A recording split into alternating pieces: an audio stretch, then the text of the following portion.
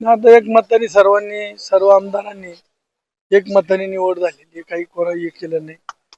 गेल्या 4 दिवसापासून कार्यकर्ते जनता या अडचणी सापडली, संकटात सापडली, त्यांना कुठेतरी धीर देण्यासाठी जसं दादाच्या भरोश्यावर आम्ही आहे, आमच्या भरोश्यावर जनता आहे, कार्यकर्ते. त्याच्यामुळे सर्वांनी एक मताने ताईंची निवड केली आणि उपमुख्यमंत्री पदाची सुद्धा निवड एक मताने झाली.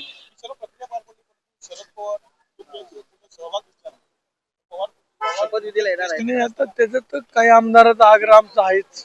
त्यांनी एका कुटुंबाने एकत्र होतो, पण आता तो त्यांचा कुटुंबिक विषय आहे, तो त्यांनी निर्णय घ्यावा. निवड झाल्यानंतर माझ्या आमचे किती एकत्र येतील असं वाटतं. असं निवड कार्यकर्त्याची आमदारांमध्ये चर्चा आहे. आमची इच्छा आहे एकत्र यावं, अशी इच्छा आहे दोन्ही.